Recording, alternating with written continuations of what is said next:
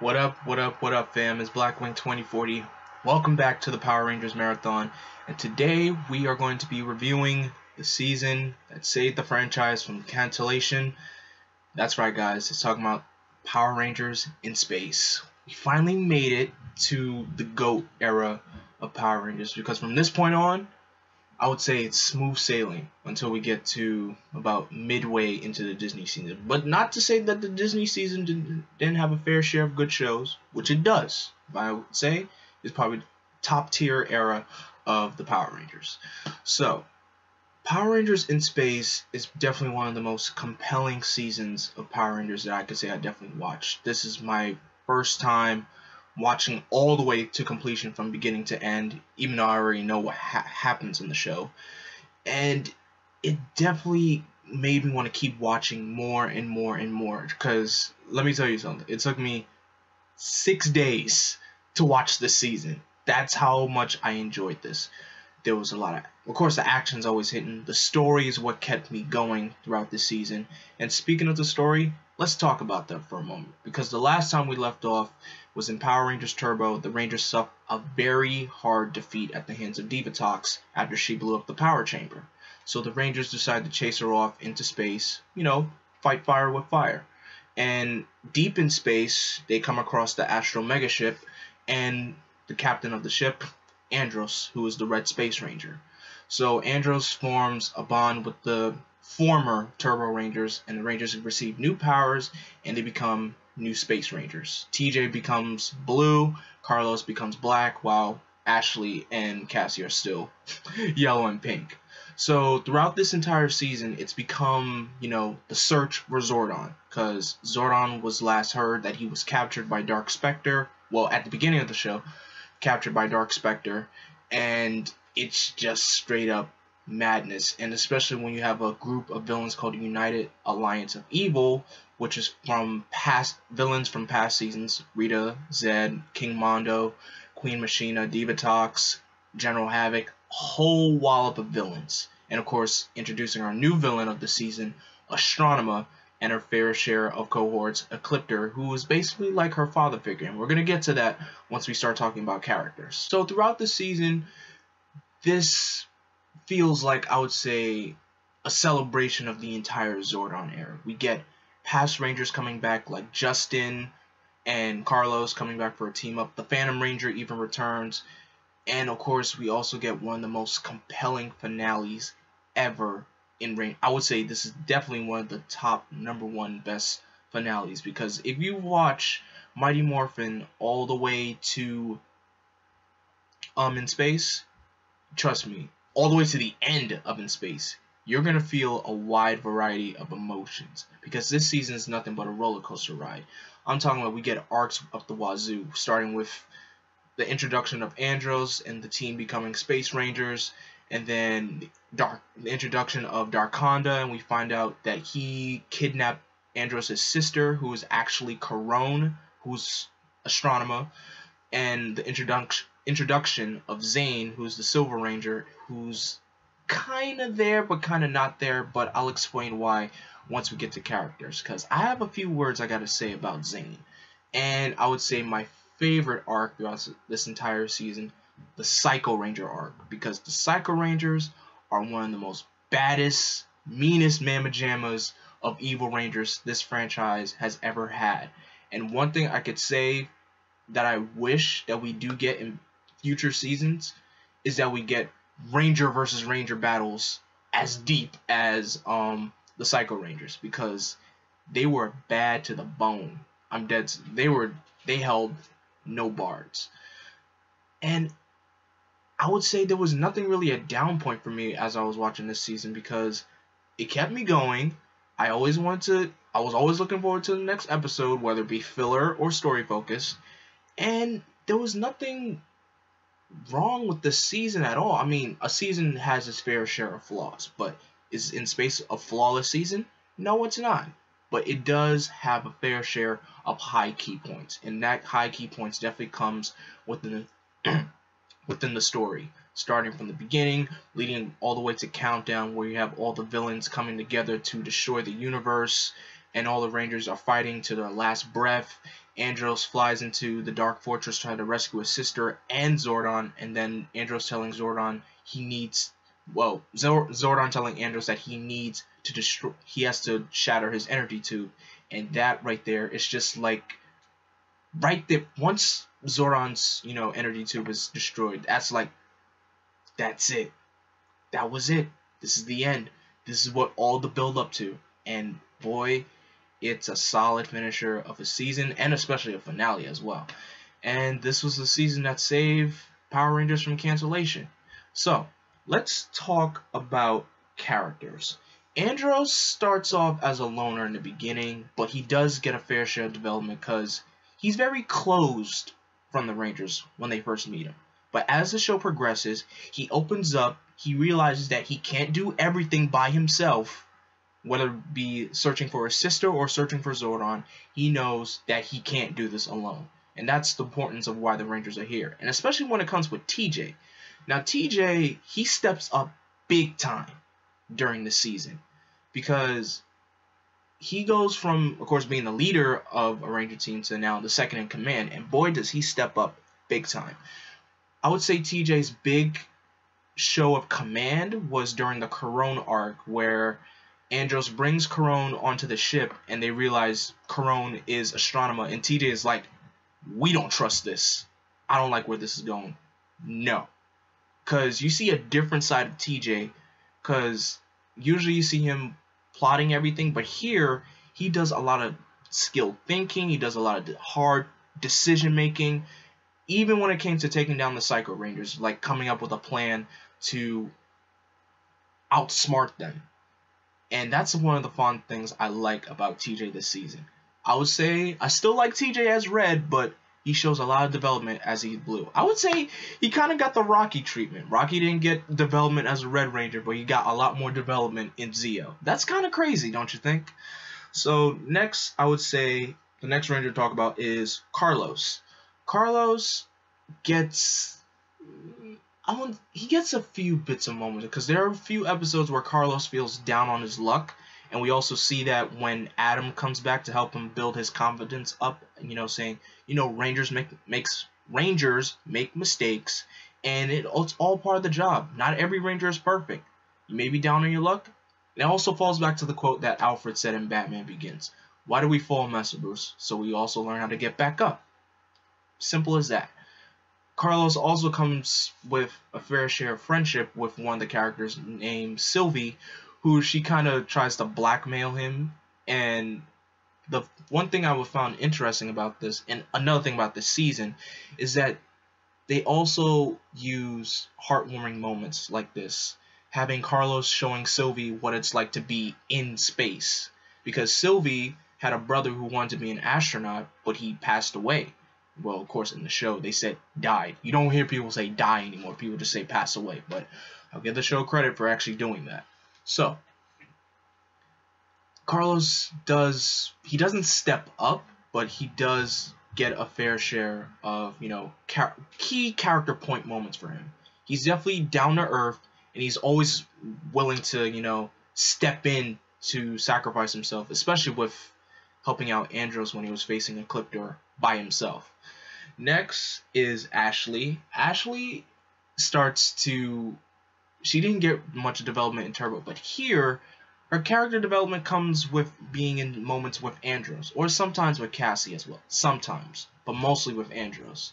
As, she starts having feelings for Andros, Andros having the same feelings for Ashley, and having the urge, the courage to actually ask her out on a date, and then of course having at the finale where they almost split up, but he decides, to say, my home is with you guys, and then deciding to be with Ashley for the remainder of, who knows how long they'll be together. I mean, they are.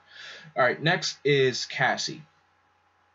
Cassie gets a little bit of development here as well, because for moments where most of her development came in Turbo with the Phantom Ranger. Here, she doesn't really need the Phantom Ranger to help her out or to develop, because she's able to stand up for herself. She's strong, she's fierce, she's tough, headstrong. She is a fighter to the very end. And we're going to see that a lot more of her once we get to Lost Galaxy. And the last Ranger to talk about is Zane. Zane, I can't really say much about Zane except that, he's the 6th Ranger of the team. He has feelings for Astronomer / Corone. He was there to help her out after she got attacked by one of her monsters. But that's just about it. And there's nothing really much there to say about Zane, except the fact, he's Andros' best friend. And that's just about it for Zane. Now, the other side characters, Alpha 6, back in Turbo, he was doing the yo voice, but now he's back to a strong, regular speaking voice. And I understand why people don't like the yo voice of Alpha 6, but I do. But I do like the regular, calmer voice of Alpha 6, and it's fine. Next, Bulk and Skull.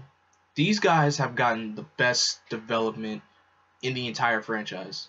After 6 seasons of development, from going from bullies to Ranger hunters trying to figure out the Ranger's identity, to joining the police, the Angel Grove Police Academy, then from being detectives, turning into monkeys, then working odd jobs, and then working with this other guy, Professor Phenomenus, to show the world the discovery of aliens, and now at the end of Countdown to showing that they are really true heroes.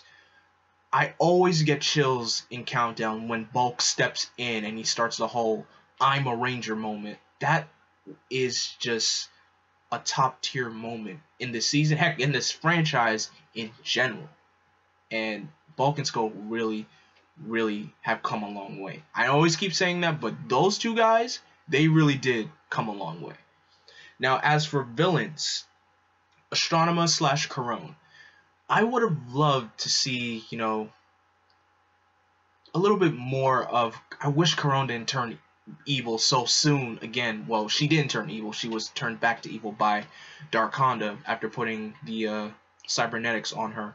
But Corone, I love the conflict that she has in the beginning before she goes back to being pure evil. It's like this conflict of, kind of like in Star Wars with Anakin and Darth Vader, of like, am I supposed to be good or am I true evil? That was the most compelling thing about Corone. Ecliptor, one of the most honorable people, one of the most honorable generals this season, because he's a man of honor, he's a man of integrity, and he doesn't like being, backstabbed. And that's mostly comes with Darkonda. But Ecliptor has so much about him that you just wish you could dive deeper into his backstory, and that you wish he went to the side of good. That's the good thing about Ecliptor. Darkonda is a snake. Darkonda's a snake. Like, the dude's a straight up traitor. He has his own agenda. He even tried to take down Dark Spectre by himself, but failed miserably. It's like he didn't know that his plan was going to actually backfire on him. Well, one of his plans did, but other than that, Darkonda, he's a slippery one. He's like, I would say, he's one of the first, traitorous villains that we have in the franchise. Because we get a fair share of traitorous villains throughout this GOAT era of Power Rangers.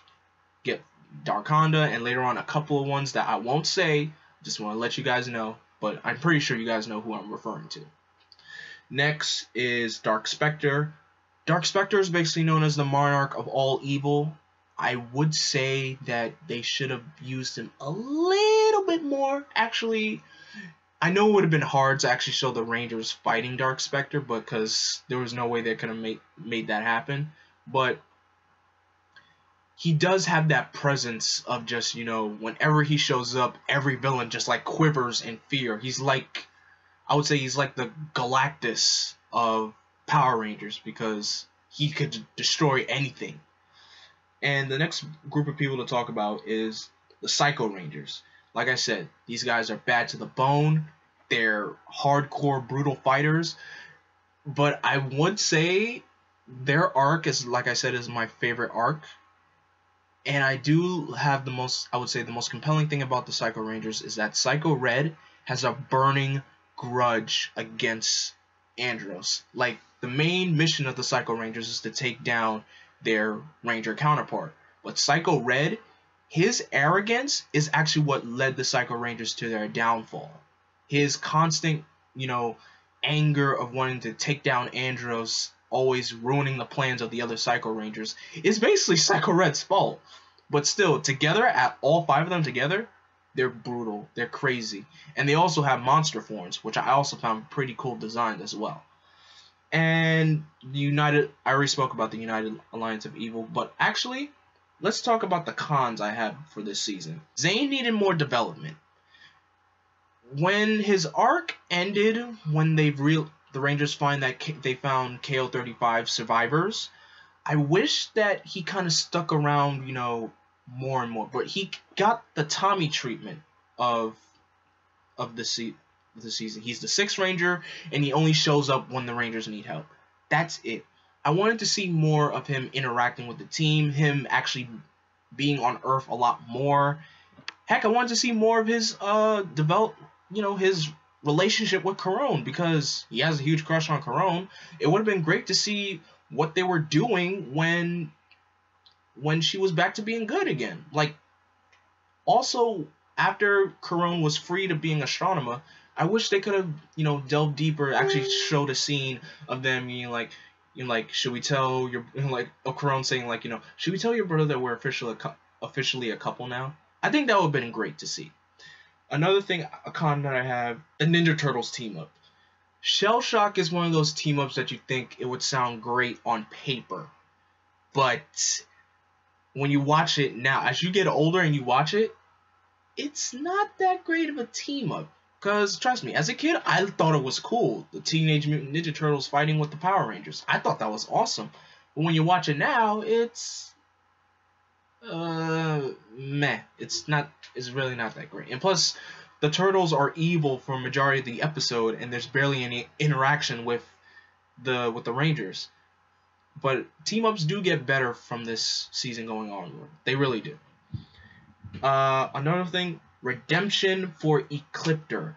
After Corone decides to stick with the Rangers and help the Rangers, take on Dark Spectre and everything, this was during the midpoint of the show, I wanted Ecliptor to actually, redeem himself more. Since Corone sees the light, it would have been great for Ecliptor to, maybe he could have an epiphany to see the light as too. Realize, this girl that I raised has now found her brother, and she didn't really know that she had a brother. Maybe it would have been great if I could just, join their side, or, help them out throughout this entire journey. Even tell them where Zordon really is. Why couldn't that would have been a great redemption for Ecliptor, instead of just making him pure evil again. Because trust me, he still had his integrity, because he always does what he was told, and he always made sure he never got stabbed in the back, because Ecliptor hated Dark Honda with his guts. And the last thing I would say, use more past villains. We did get to use Divatox in one of the episodes when the Phantom Ranger came back. I thought it would have been great if they used the other past villains. Have an episode with Rita and Zed, because during Zeo, Rita and Zed were still around, and they were still, creating monsters, causing mischief for the Rangers. I think it would have been better if they had Rita and Zed and Goldar, the original OG villains, do a little bit of mischief with the Space Rangers. And the same thing goes with King Mondo and his group in the Machine Empire. It would have been great to have, tribute episodes for each season, if you know what I mean. Have, a tribute episode of Zeo would bring back the Machine Empire. And since the Gold Ranger was in Countdown, it would have been good to see, have Shre Triforia come back helping the Space Rangers. That would have been cool. Especially with Adam returning, I think Rita and Zed would fit perfectly in that particular episode. That's just the way I would see it. But other than that, what I would rate this season gets a GOAT in my book. This season is just top tier GOAT material. Regardless of the flaws that it has, it is GOAT. And if I was to compare it to its Sentai counterpart, Denji Sentai Mega Ranger, which I only saw a couple of episodes of, its face is kind of is basically better. That's basically my opinion. But if you prefer Mega Ranger over in space, that's your opinion as well. So in the comment section below, tell me what did you think of Power Rangers in space, and let me know if I left anything out, because if I did, I apologize. I will clear that up and give you guys my opinions on that in the comment section below. But was there any specific episodes that you love in space? Who's your favorite Ranger? What was your favorite Megazord? What was your favorite part of the story? Let me know all of that in the comment section below. Don't forget to like, comment, and subscribe. And I'll keep you guys ready, because we're just going on into this GOAT era. And I'll see you guys next time for Power Rangers Lost Galaxy. But until then, I am Vengeance, I am Darkness, I am Blackwing. Stay golden, and may the power protect you.